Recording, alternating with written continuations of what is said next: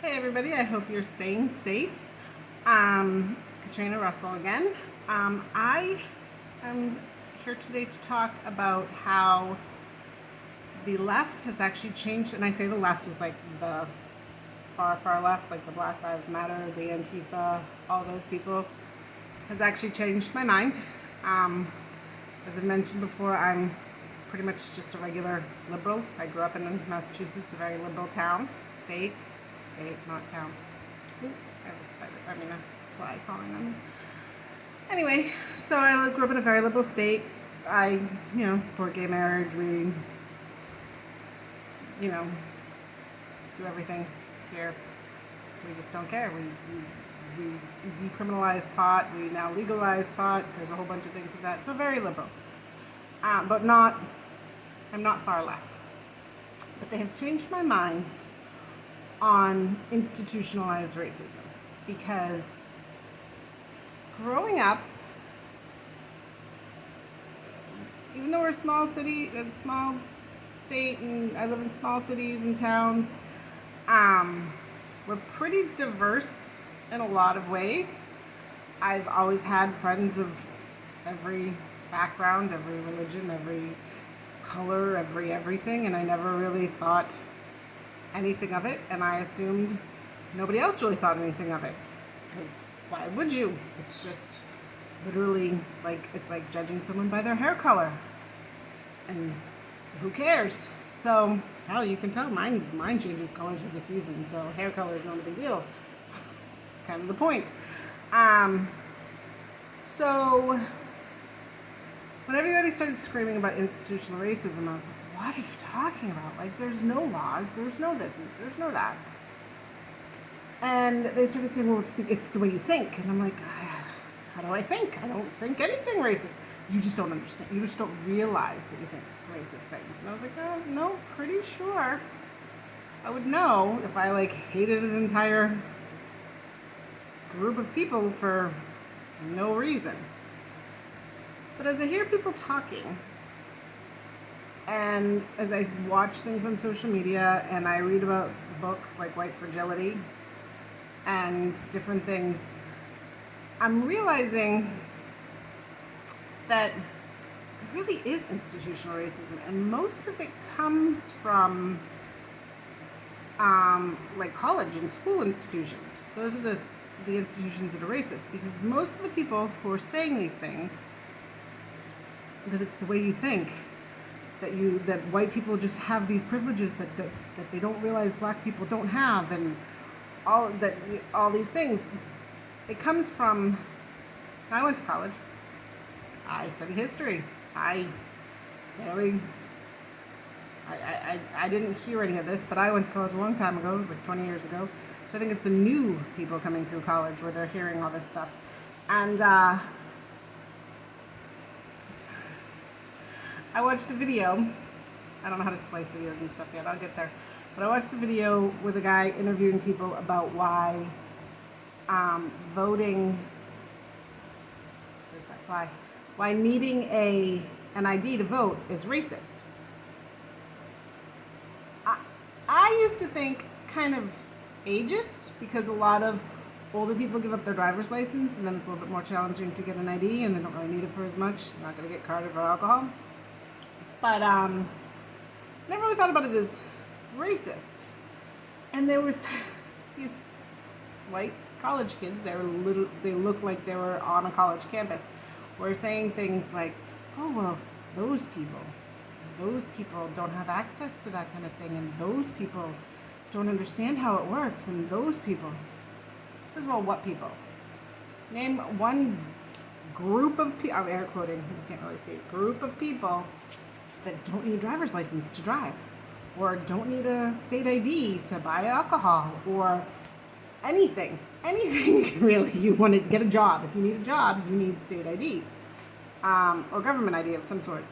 So yes, everybody has ID, and they don't have internet access. They don't understand how these things work. Who doesn't have internet access?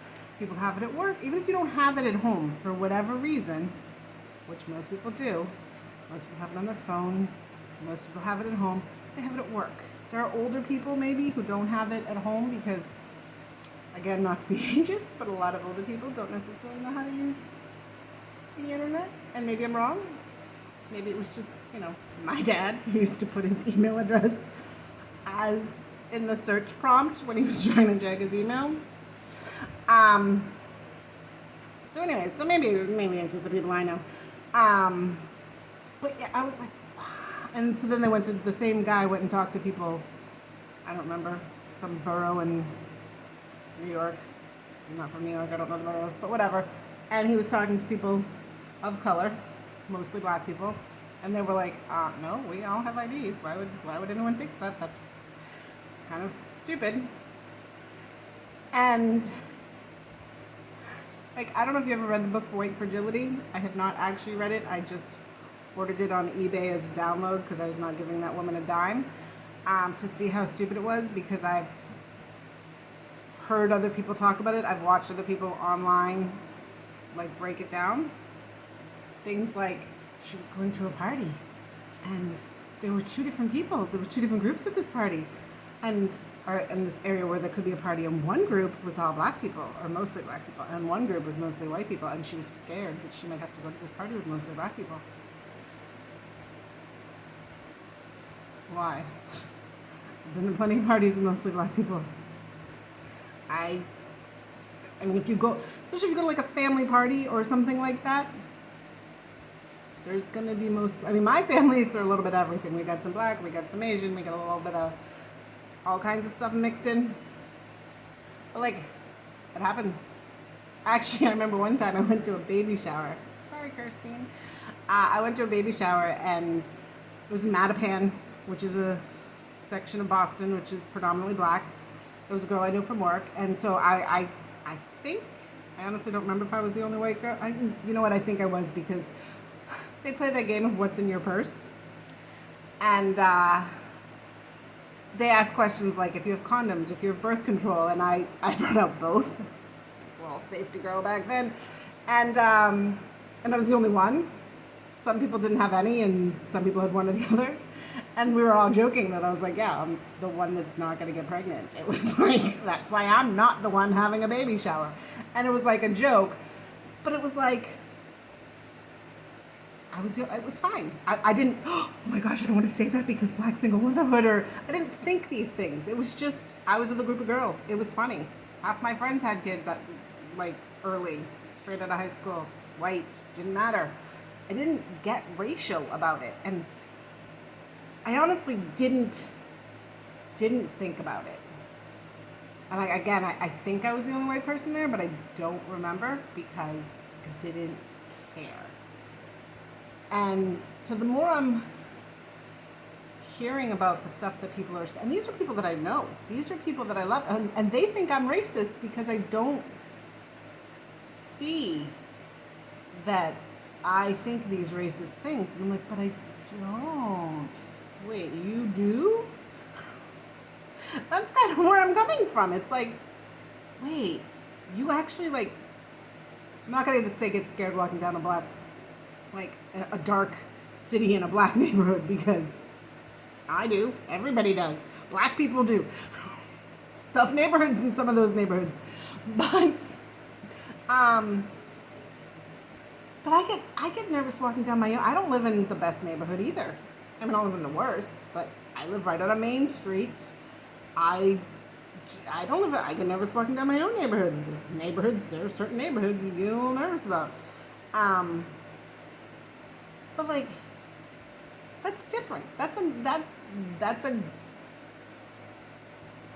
a based on actual facts of crime statistics is why you're scared. Not based on I grew up, there was a family next door. They were from Africa. The kids were born here, but the parents were from Africa. I wasn't scared to go play at their house. We didn't do it often because there wasn't much to do in houses back then. Nobody had a lot of toys. We just pretty much went outside and ran around and played tag. That's kind of what we all did. But yeah, nobody cared. It amazes me I actually heard this statistic the other day on another site. I was Tim. I'm gonna look him up right now. Tim Cast. Go check him out. He's really good. He's a little bit liberal for me, which again I'm liberal, but he's a little bit liberal, more liberal than me. But he talked about how there was a statistic. It was kind of about the subject. How there was a statistic that I'm going to fudge the numbers, but like 70 to 80% of Republicans didn't believe that the country was racist, but that like almost the same in the opposite, like 70 to 80% of Democrats, lefties, did believe that it was racist. And I thought it was funny because I was like, wait. And he said the same thing. He's like, that's because the Republicans aren't racist. The Democrats know that they are. And they assume that because they think that way and they're the good people, that the other people must be even worse because they're the bad people. But that's not the case. Not everybody thinks that. I'm sorry. Some of this stuff just drives me crazy. I just saw an article and someone was talking about it again online. I get everything online like everybody else does. How there's this, let me see if I can find it, because otherwise it's going to sound like I'm talking out of my, why is this not, hello, go up. Why is this not doing what it's your job? Anyway, there's a college. It was like a decent college. It was a college.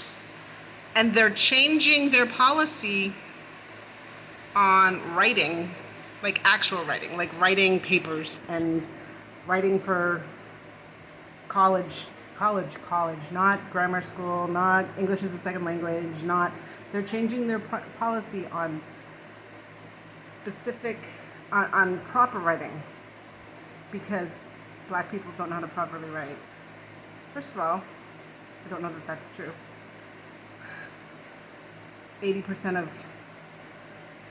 20% of black Americans are in poverty level, which is higher than everybody other than Native Americans, but that means 80% aren't.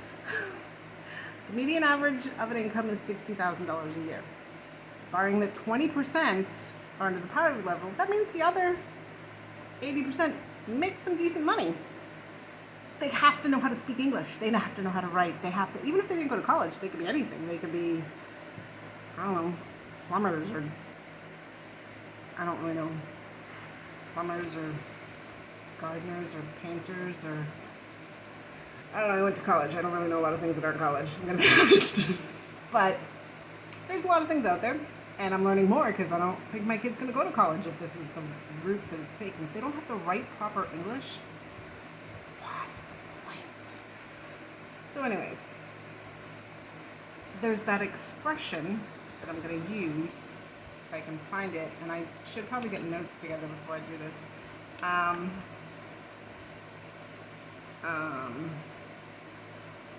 Expectations. And sorry,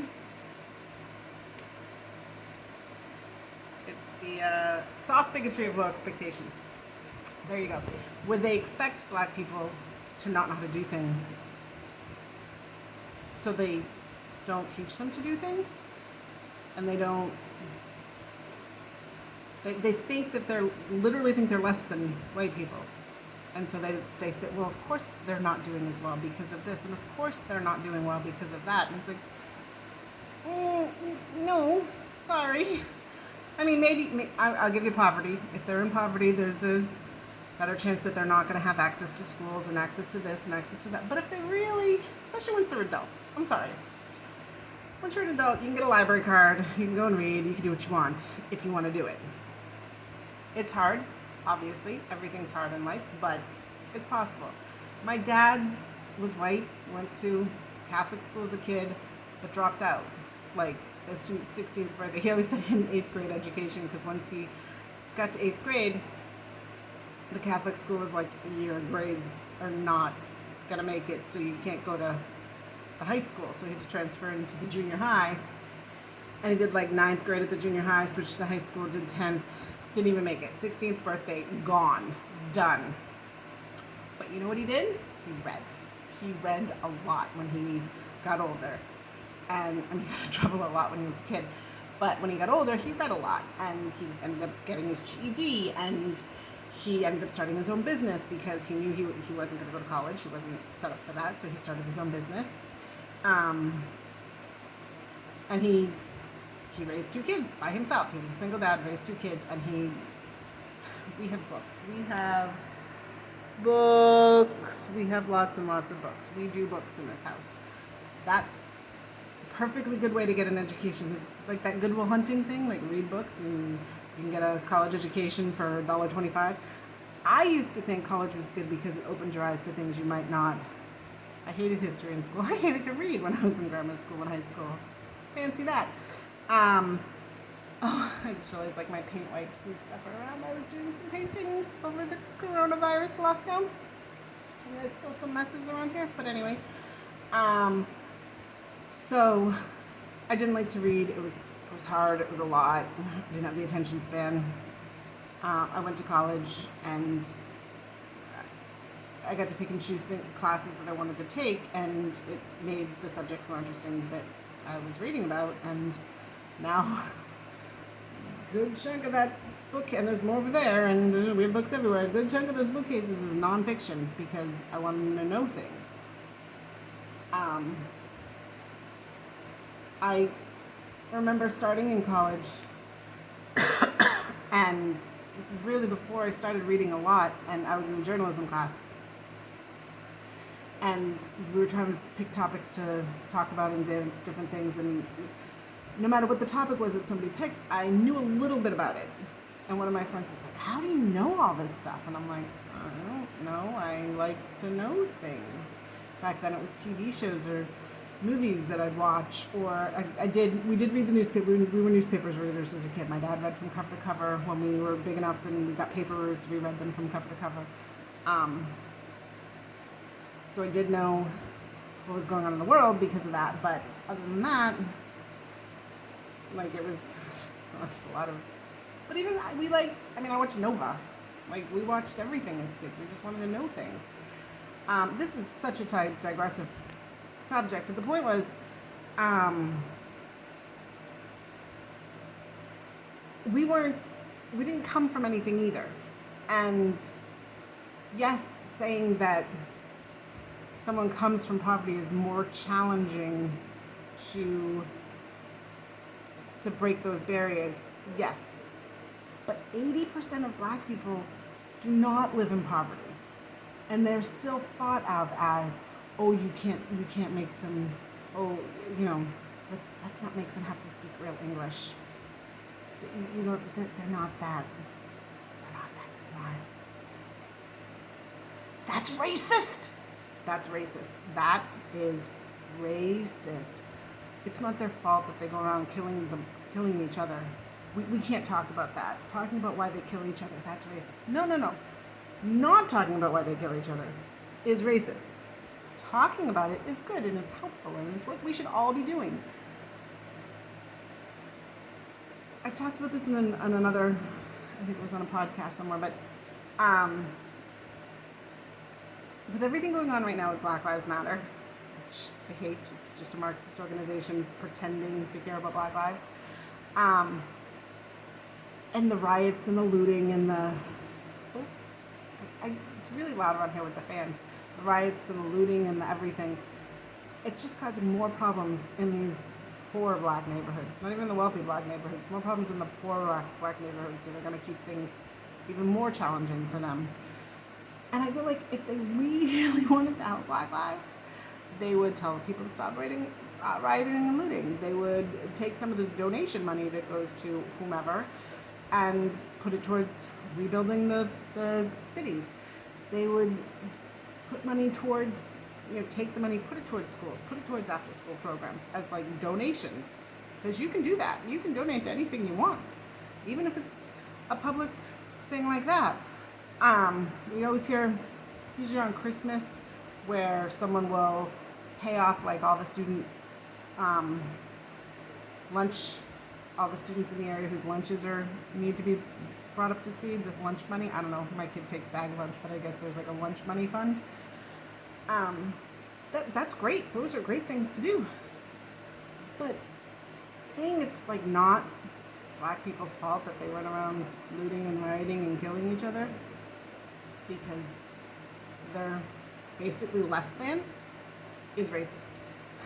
Saying that you can't teach them proper English because they're not that smart is racist. Saying that you know in the back of your mind that when you see people, you know you're better than them. I actually heard a statistic that liberals, lefties, when they get around someone who's black, they dumb down their speech. Really? They don't think black people are smart. And it doesn't matter. They don't have to be poor black people, any black people. It could be your doctor. I had a doctor that was black. He was one of my favorite doctors. He doesn't take my insurance anymore. Anyway, but it doesn't matter. They dumb down their speech because they assume that black people won't understand them. Says conservatives don't do that. If you tell that to a liberal, they're going to say, well, that's because I've had this conversation. They say things like, no, it's not that, it's just that we know that they're not as educated. It's not that they're dumb. And the conservatives don't do it because they want to seem smarter than the black people. Shut up. I'm sorry. Shut up. You're racist. So yes, you've convinced me. There's institutional racism. It comes from the colleges and the universities, and now it's bleeding into the high schools and the middle schools and everything else because you think that black people are less than you. That's why you whisper black. Did you ever notice liberals do that? They'll be like, oh, he's black. Whenever I see someone do that, I always think of See No Evil, Hear No Evil. And, oh my gosh, I can't think of his name.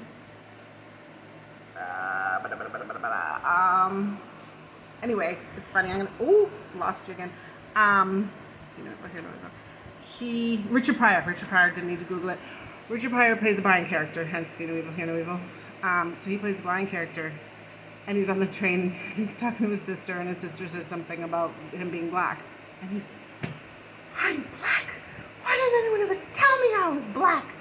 And it always reminds me of that because it's like a big secret. Like, he's black. Just in case he doesn't know, let's not tell him. He's black, okay? It's not a bad thing. You don't have to whisper it. It's not a secret. When I'm describing somebody, they say, oh, what does he look like? And there's a room full of people, and there's one black guy in it. I don't go, oh, he's the one in the red shirt. I don't want to say he's black. I say, oh, it's the black guy. Oh, that makes it easy. Because again, it's not a bad thing.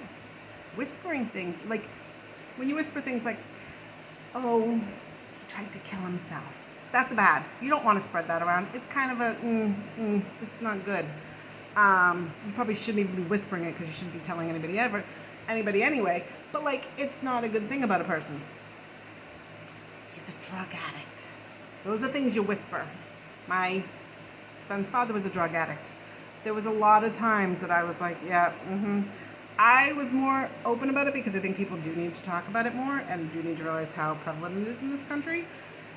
But there were times when it's like, oh, how did he die? He was a drug addict. And it's like, yeah, it's not something I want to get into right now, or about, mixed company or what have you. But a person being black, not something I need to whisper. A person being a woman, not something I need to whisper. A person being gay, I had a friend who did that with my son. My son's 7. He doesn't know what gay means because he doesn't know what sex is yet.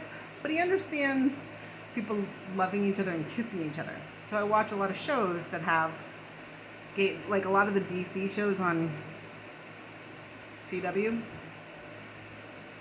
not WB. They're all initials. But anyway, the DC shows have a lot of gay characters and they kiss each other. I watch General Hospital, GH, just throw the initials in there.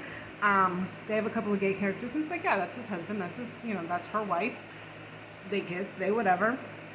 He doesn't care. It's been his whole life he's seen it. It means nothing to him. He knows he doesn't feel that way. He likes girls, and that's fine. And if he didn't, that would have been fine too. But it's not something we need to whisper about. But I had a friend one time who did that. Oh, he's gay. And I'm like, oh, why are we whispering? Well, I don't know if Jason, around Jason, I'm like, is it a bad thing? No. You don't need to whisper. It's not like he doesn't know what sex is. So we're not talking about sex in his world. We're just talking about two people who love each other, and it's fine. Anyway, I was seeing a thing on my phone saying I'm running out of time. So, so that's all I really wanted to say is that the left has convinced me that there are racists in this country, and it is them. So, I will do everything I can to be anti-racist and bring down the people and point out when they're being racist, which is them right now saying that black people need to be segregated and need their own things and need to be taught less in school because all of that is racist.